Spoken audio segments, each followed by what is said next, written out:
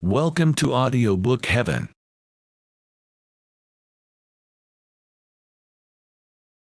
The Gambler, by Fyodor Dostoevsky, translated by C.J. Hogarth. Chapter 14. The shock made me utter an exclamation. "What is the matter? What is the matter?" she asked in a strange voice. She was looking pale, and her eyes were dim. "What is the matter?" I re-echoed. "Why, the fact that you are here." "If I am here, I have come with all that I have to bring," she said. "Such has always been my way, as you shall presently see. Please light a candle." I did so, whereupon she rose, approached the table, and laid upon it an open letter. "Read it," she added. "It is De Griers' handwriting!" I cried as I seized the document. My hands were so tremulous that the lines on the pages danced before my eyes. Although, at this distance of time, I have forgotten the exact phraseology of the missive, I append, if not the precise words, at all events the general sense. "Mademoiselle," the document ran, "certain untoward circumstances compel me to depart in haste. Of course, you have of yourself remarked that hitherto I have always refrained from having any final explanation with you, for the reason that I could not well state the whole circumstances. And now to my difficulties the advent of the aged grandmother, coupled with her subsequent proceedings, has put the final touch. Also, the involved state of my affairs forbids me to write with any finality concerning those hopes of ultimate bliss upon which, for a long while past, I have permitted myself to feed. I regret the past, but at the same time hope that in my conduct you have never been able to detect anything that was unworthy of a gentleman and a man of honor. Having lost, however, almost the whole of my money in debts incurred by your stepfather, I find myself driven to the necessity of saving the remainder, wherefore I have instructed certain friends of mine in St. Petersburg to arrange for the sale of all the property which has been mortgaged to myself. At the same time, knowing that, in addition, your frivolous stepfather has squandered money which is exclusively yours, I have decided to absolve him from a certain moiety of the mortgages on his property, in order that you may be in a position to recover of him what you have lost, by suing him in legal fashion. I trust, therefore, that, as matters now stand, this action of mine may bring you some advantage. I trust also that this same action leaves me in the position of having fulfilled every obligation which is incumbent upon a man of honor and refinement. Rest assured that your memory will forever remain graven in my heart." "All this is clear enough," I commented. "Surely you did not expect aught else from him?" Somehow I was feeling annoyed. "I expected nothing at all from him," she replied, quietly enough to all outward seeming, yet with a note of irritation in her tone. "Long ago I made up my mind on the subject, for I could read his thoughts, and knew what he was thinking. He thought that possibly I should sue him, that one day I might become a nuisance." Here Polina halted for a moment and stood biting her lips. So of set purpose I redoubled my contemptuous treatment of him, and waited to see what he would do. If a telegram to say that we had become legatees had arrived from St. Petersburg, I should have flung at him a quittance for my foolish stepfather's debts, and then dismissed him. For a long time I have hated him. Even in earlier days he was not a man. And now, oh, how gladly I could throw those 50,000 roubles in his face, and spit in it, and then rub the spittle in. "But the document returning the 50,000 rouble mortgage, has the General got it? If so, possess yourself of it, and send it to De Griers." "No, no, the General has not got it." "Just as I expected. Well, what is the General going to do?" Then an idea suddenly occurred to me. "What about the grandmother?" I asked. Polina looked at me with impatience and bewilderment. "What makes you speak of her?" was her irritable inquiry. "I cannot go and live with her. Nor," she added hotly, "will I go down upon my knees to any one." "Why should you?" I cried. "Yet to think that you should have loved De Griers! The villain, the villain! But I will kill him in a duel. Where is he now?" "In Frankfort, where he will be staying for the next 3 days." "Well, bid me do so, and I will go to him by the first train tomorrow," I exclaimed with enthusiasm. She smiled. "If you were to do that," she said, He would merely tell you to be so good as to first return him the 50,000 francs. What, then, would be the use of having a quarrel with him? You talk sheer nonsense." I ground my teeth. "The question," I went on, "is how to raise the 50,000 francs. We cannot expect to find them lying about on the floor. Listen. What of Mr. Astley?" Even as I spoke, a new and strange idea formed itself in my brain. Her eyes flashed fire. "What? You yourself wish me to leave you for him?" she cried with a scornful look and a proud smile. Never before had she addressed me thus. Then her head must have turned dizzy with emotion, for suddenly she seated herself upon the sofa, as though she were powerless any longer to stand. A flash of lightning seemed to strike me as I stood there. I could scarcely believe my eyes or my ears. She did love me, then! It was to me, and not to Mr. Astley, that she had turned. Although she, an unprotected girl, had come to me in my room, in an hotel room, and had probably compromised herself thereby, I had not understood. Then a second mad idea flashed into my brain. "Polina," I said, "give me but an hour. Wait here just 1 hour until I return. Yes, you must do so. Do you not see what I mean? Just stay here for that time." And I rushed from the room without so much as answering her look of inquiry. She called something after me, but I did not return.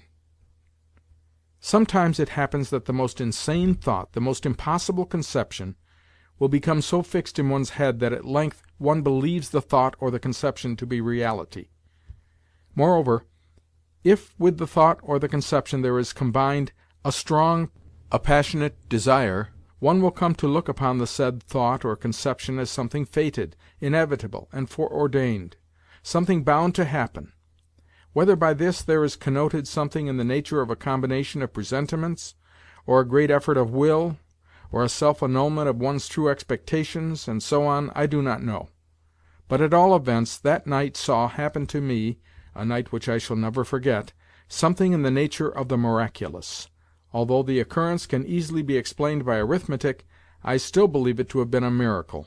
Yet why did this conviction take such a hold upon me at the time, and remain with me ever since? Previously I had thought of the idea, not as an occurrence which was ever likely to come about, but as something which never could come about. The time was 11:15 o'clock when I entered the Casino in such a state of hope, though at the same time of agitation, as I had never before experienced. In the gaming rooms there were still a large number of people, but not half as many as had been present in the morning. At 11 o'clock there usually remained behind only the real, the desperate gamblers, persons for whom, at spas, there existed nothing beyond roulette, and who went thither for that alone. These gamesters took little note of what was going on around them, and were interested in none of the appurtenances of the season, but played from morning till night, and would have been ready to play through the night until dawn had that been possible. As it was, they used to disperse unwillingly when at midnight roulette came to an end. Likewise, as soon as ever roulette was drawing to a close and the head croupier had called les trois derniers coups, most of them were ready to stake on the last 3 rounds all that they had in their pockets, and for the most part lost it. For my own part, I proceeded towards the table at which the Grandmother had lately sat, and, since the crowd around it was not very large, I soon obtained standing room among the ring of gamblers, while directly in front of me, on the green cloth, I saw marked the word "Passe." Passe was a row of numbers from 19 to 36 inclusive, while a row of numbers from 1 to 18 inclusive was known as manque. But what had that to do with me? I had not noticed, I had not so much as heard the numbers upon which the previous coup had fallen, and so took no bearings when I began to play, as in my place any systematic gambler would have done. No, I merely extended my stock of 20 10-gulden pieces, and threw them down upon the space passe, which happened to be confronting me. 22, called the croupier. I had won.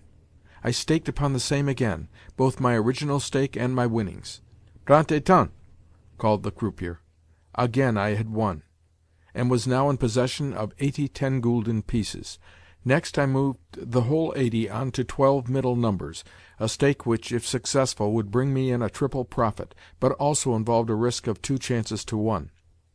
The wheel revolved, and stopped at 24. Upon this I was paid out notes and gold until I had by my side a total sum of 2,000 gulden.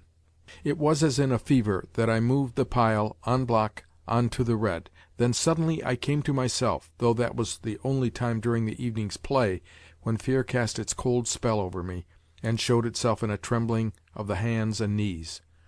For with horror I had realized that I must win, and that upon that stake there depended all my life. "Rouge!" called the croupier. I drew a long breath, and hot shivers went coursing over my body. I was paid out my winnings in bank notes, amounting, of course, to a total of 4,000 florins, 800 gulden. I could still calculate the amounts. After that, I remember, I again staked 2,000 florins upon 12 middle numbers, and lost. Again I staked the whole of my gold with 800 gulden in notes, and lost. Then madness seemed to come upon me, and seizing my last 2,000 florins, I staked them upon 12 of the first numbers, wholly by chance, and at random, and without any sort of reckoning. Upon my doing so there followed a moment of suspense only comparable to that which Madame Blanchard must have experienced when in Paris she was descending earthwards from a balloon. "Cut!" called the croupier. Once more, with the addition of my original stake, I was in possession of 6,000 florins. Once more I looked around me like a conqueror. Once more I feared nothing as I threw down 4,000 of these florins upon the black. The croupiers glanced around them and exchanged a few words. The bystanders murmured expectantly. The black turned up. After that I do not exactly remember either my calculations or the order of my stakings. I only remember that, as in a dream, I won in one round 16,000 florins; that in the 3 following rounds I lost 12,000; that I moved the remainder, 4,000, on to pass, though quite unconscious of what I was doing.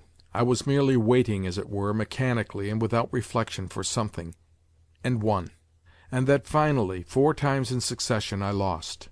Yes, I can remember raking in money by thousands, but most frequently on the 12 middle numbers, to which I constantly adhered, and which kept appearing in a sort of regular order, first 3 or 4 times running, and then, after an interval of a couple of rounds, in another break of 3 or 4 appearances. Sometimes this astonishing regularity manifested itself in patches, a thing to upset all the calculations of note. Taking gamblers who play with a pencil and a memorandum book in their hands, fortune perpetrates some terrible jests at roulette. Since my entry, not more than half an hour could have elapsed. Suddenly a croupier informed me that I had won 30,000 florins, as well as that, since the latter was the limit for which at any one time the bank could make itself responsible, roulette at that table must close for the night. Accordingly, I caught up my pile of gold, stuffed it into my pocket, and grasping my sheaf of bank-notes, moved to the table in an adjoining salon where a second game of roulette was in progress. The crowd followed me in a body, and cleared a place for me at the table. After which I proceeded to stake as before, that is to say, at random and without calculating. What saved me from ruin I do not know. Of course there were times when fragmentary reckonings did come flashing into my brain. For instance, there were times when I attached myself for a while to certain figures and coups, though always leaving them, again before long, without knowing what I was doing. In fact, I cannot have been in possession of all my faculties, for I can remember the croupiers correcting my play more than once, owing to my having made mistakes of the gravest order. My brows were damp with sweat, and my hands were shaking. Also Poles came around me to proffer their services, but I heeded none of them. Nor did my luck fail me now. Suddenly there arose around me a loud din of talking and laughter. "Bravo! Bravo!" was the general shout, and some people even clapped their hands. I had raked in 30,000 florins, and again the bank had had to close for the night. "Go away now! Go away now!" a voice whispered to me on my right. The person who had spoken to me was a certain Jew of Frankfurt, a man who had been standing beside me the whole while, and occasionally helping me in my play. "Yes, for God's sake, go!" whispered a second voice in my left ear. Glancing around, I perceived that the second voice had come from a modestly, plainly dressed lady of rather less than 30, a woman whose face, though pale and sickly-looking, bore also very evident traces of former beauty. At the moment, I was stuffing the crumpled bank-notes into my pockets and collecting all the gold that was left on the table. Seizing up my last note for 500 gülden, I contrived to insinuate it, unperceived, into the hand of the pale lady. An overpowering impulse had made me do so, and I remember how her thin little fingers pressed mine in token of her lively gratitude. The whole affair was the work of a moment. Then, collecting my belongings, I crossed to where trente et quarante was being played, a game which could boast of a more aristocratic public, and was played with cards instead of with a wheel. At this diversion the bank made itself responsible for 100,000 thalers as the limit, but the highest stake allowable was, as in roulette, 4,000 florins. Although I knew nothing of the game, and I scarcely knew the stakes except those on black and red, I joined the ring of players while the rest of the crowd massed itself around me. At this distance of time I cannot remember whether I ever gave a thought to Polina. I seemed only to be conscious of a vague pleasure in seizing and raking in the bank-notes, which kept massing themselves in a pile before me. But, as ever, fortune seemed to be at my back. As though of set purpose, there came to my aid a circumstance which not infrequently repeats itself in gaming. The circumstance is that not infrequently luck attaches itself to, say, the red, and does not leave it for a space of, say, 10 or even 15 rounds in succession. 3 days ago I had heard that during the previous week there had been a run of 22 coups on the red, an occurrence never before known at roulette, so that men spoke of it with astonishment. Naturally enough, many deserted the red after a dozen rounds, and practically no one could now be found to stake upon it. Yet upon the black also, the antithesis of the red, no experienced gambler would stake anything, for the reason that every practised player knows the meaning of capricious fortune. That is to say, after the 16th or so success of the red, one would think that the 17th coup would inevitably fall upon the black. Wherefore, novices would be apt to back the latter in the 17th round, and even to double or treble their stakes upon it, only in the end to lose. Yet some whim or other led me, on remarking that the red had come up consecutively for 7 times, to attach myself to that colour.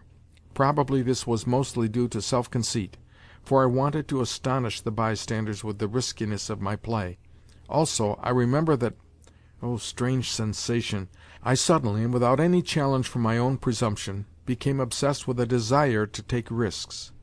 If the spirit has passed through a great many sensations, possibly it can no longer be sated with them, but grows more excited, and demands more sensations, and stronger ones, until at length it falls exhausted.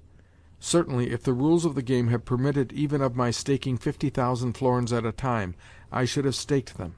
All of a sudden I heard exclamations arising that the whole thing was a marvel, since the red was turning up for the 14th time. "Monsieur a gagné 100,000 florins," a voice exclaimed beside me. I awoke to my senses. What? I had won 100,000 florins? If so, what more did I need to win? I grasped the banknotes, stuffed them into my pockets, raked in the gold without counting it, and started to leave the casino. As I passed through the salons, people smiled to see my bulging pockets and unsteady gait, for the weight which I was carrying must have amounted to half a pood. Several hands I saw stretched out in my direction, and as I passed I filled them with all the money that I could grasp in my own. At length 2 Jews stopped me near the exit. "You are a bold young fellow," one said, "but mind you depart early tomorrow, as early as you can, for if you do not, you will lose everything that you have won." But I did not heed them. The avenue was so dark that it was barely possible to distinguish one's hand before one's face, while the distance to the hotel was half a verst or so. But I feared neither pickpockets nor highwaymen. Indeed, never since my boyhood have I done that.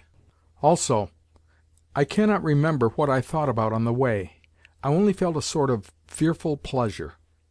The pleasure of success, of conquest, of power, how can I best express it?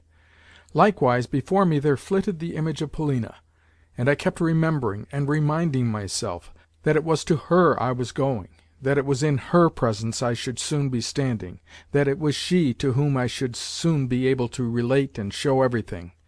Scarcely once did I recall what she had lately said to me, or the reason why I had left her, or all those varied sensations which I had been experiencing a bare hour and a half ago. No, those sensations seemed to be things of the past, to be things which had righted themselves and grown old, to be things concerning which we needed to trouble ourselves no longer, since for us life was about to begin anew. Yet I had just reached the end of the avenue, when there did come upon me a fear of being robbed or murdered.